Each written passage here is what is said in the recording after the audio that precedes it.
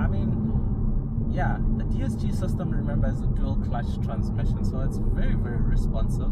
Like as soon as you put your foot on the throttle, it instantly downshifts, and the shifts are just... What is up, guys? Welcome back to the channel, and welcome to a brand new video. Now today you join me once again for another car review.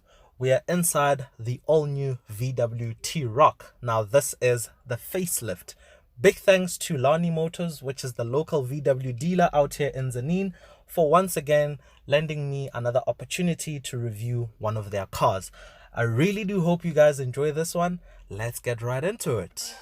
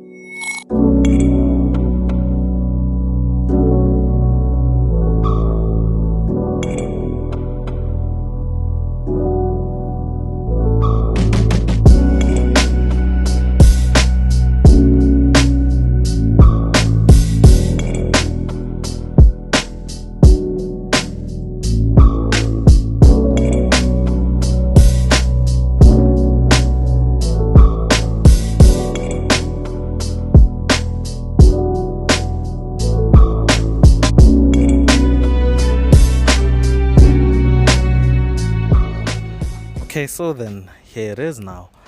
If you were to ask VW what the T-Roc is, they would tell you it's a seamless blend of style, comfort and convenience in one beautiful package that shows the world you've arrived. That is literally what it says on the VW SA website.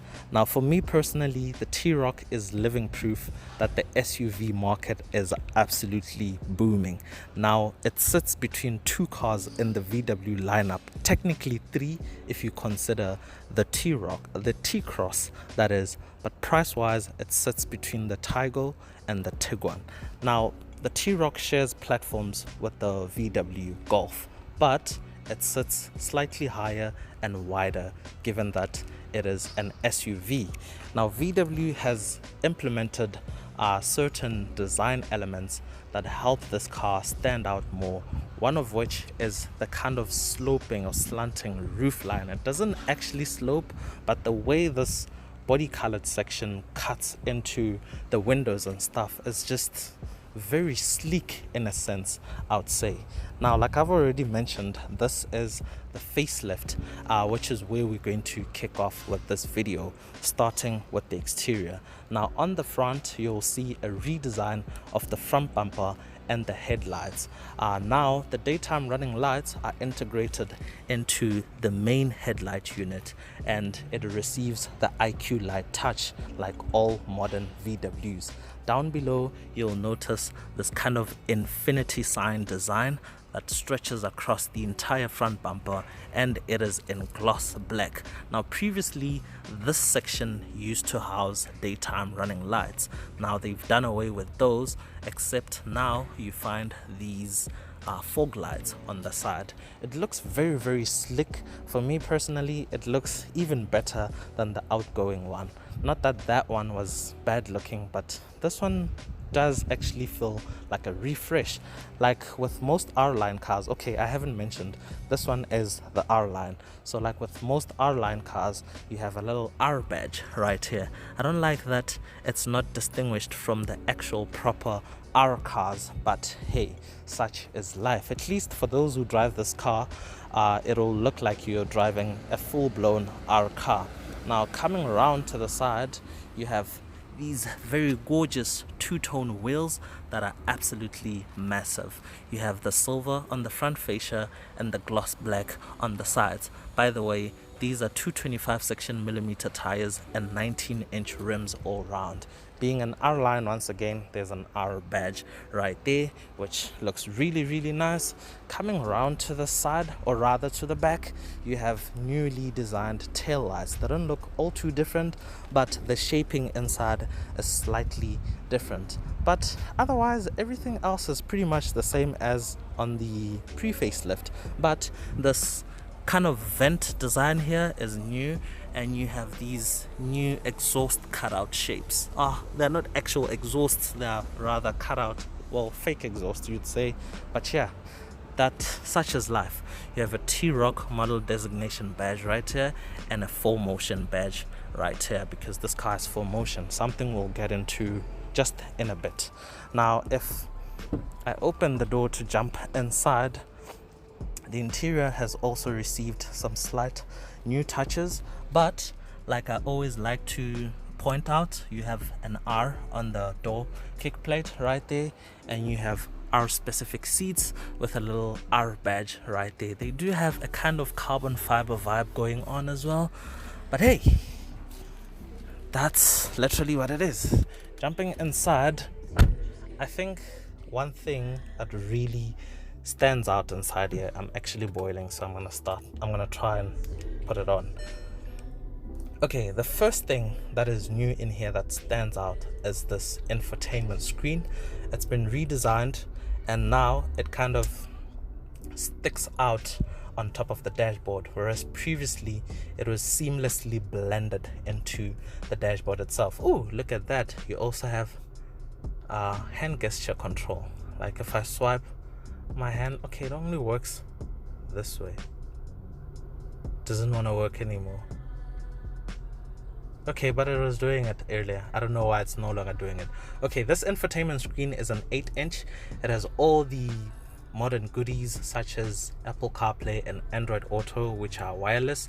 It also comes with navigation and yeah, all the stuff that you come to expect in a modern vehicle.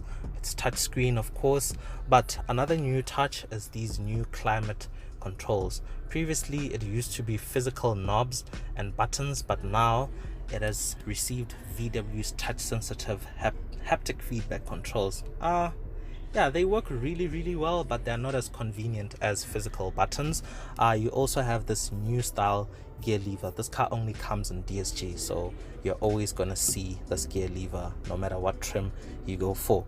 Another new touch is VW's new steering wheel. This one being the R line, it has the perforations on the grip points, which yeah, looks really nice.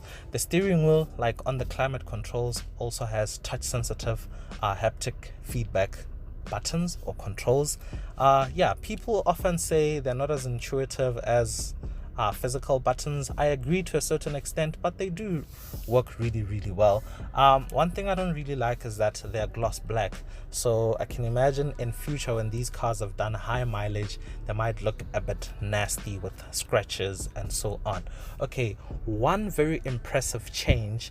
Now in my previous review on this car, which I did 2 years ago, link in the description below, I actually complained that the interior quality of the materials is not really up to standard, but they've actually improved that. Previously the top of the dashboard and stuff used to be hard plastic, but now they've done the soft kind of rubbery or fake leather material, and it feels really nice even here, but they've left out the top of the door cards. A bit disappointing, but at least there's one major improvement. Yeah, the rest is just VW business as usual. This one has keyless entry or keyless access, and you get this engine start stop button. You have 2 USB-C ports right here. I'm not sure if you guys can see. Right here, there's 2 USB ports. There's a drive mode select wheel down here. It also comes with some off-roading driving settings and so on, but other than that, yeah, everything else is pretty much the same. Now let's quickly jump outside to discuss the different trim levels and engine choices. Okay, so back outside now, there's only a choice of 2 engines. One is a 1.4 liter turbo 4-cylinder. The other is a 2-liter turbo 4-cylinder. Now the 1.4 liter pushes 110 kilowatts of power and 250 newton meters of torque. The 2-liter engine pushes out 140 kilowatts and 320 newton meters of torque. There's also 3 different trim levels to choose from. The base trim level is the design, and after that you have the design 4Motion, and the top of the range trim level is this, which is the R line. Now the design 4Motion and the R line get the 2-liter engine, whereas the base design trim only gets the 1.4 liter engine. Pricing differs majorly on the different trim levels. I think the entry-level design comes in around 570,000 rands. The design 4Motion will cost you around 630,000 rands, and then this, which is the R line, is about 670,000 rands. Now this is all before options, and yeah, that's pretty much all you need to know about this new T-Roc. I think now let's actually go guys, for a you drive. join me inside the facelift T-Roc. So yeah, quick recap. This one is the R line 4Motion. Remember that 4Motion badge on the back. So it has the 2-liter motor. So we have 140 kilowatts at our disposal and 320 newton meters of torque. So yeah, busy day today, but we'll have a go in a moment. Just now, okay, there's a bit of a chaos here at the traffic light, but onwards we go. So 4Motion, obviously 4-wheel drive, that's VW's term for 4-wheel drive. Another thing, the suspension is very nice. It's quite comfortable, but it feels like a solid car. Like, it feels very stable, it feels very hunkered down to the road and stuff. So you do get like a sporty vibe from the car. It's certainly a very nice place to be in here. Like, you sit really nice, and the screen just extends really well above the dashboard and stuff, and everything kind of faces the driver, and it gives you that driver focused vibe. But as always with most DSG cars, when the car's in drive, if you flick the gear lever back once, you engage sport for the transmission. So I'm just gonna try push it a bit.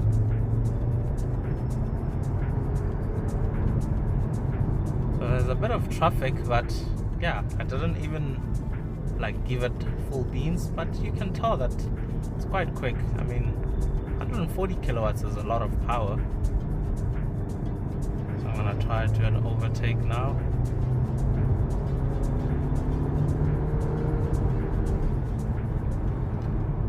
Very easy to overtake in this car. Like, you don't even have to think about it or be worried in any case where you need to overtake.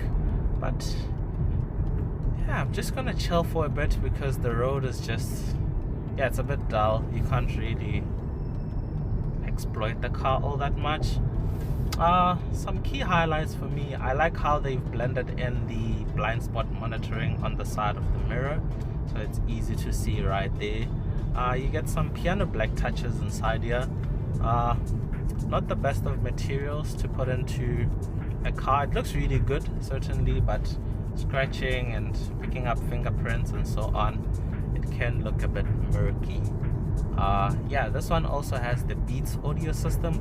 I haven't tested at the moment, but I've tested the Harman Kardon in the Golf GTI, but I'm certainly sure this one also sounds good. I mean, VW sound systems, even in stock standard sound system form, sound really good, even when it's not the upgraded sound system. Over bumps right now, and yeah, it's quite comfortable, I would say.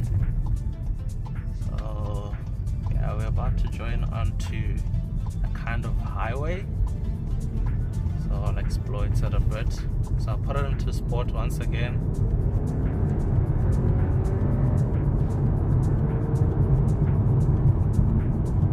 I mean, yeah, the DSG system, remember, is a dual clutch transmission, so it's very responsive. Like, as soon as you put your foot on the throttle, it instantly downshifts, and the shifts are just seamless. I'll try push it once again.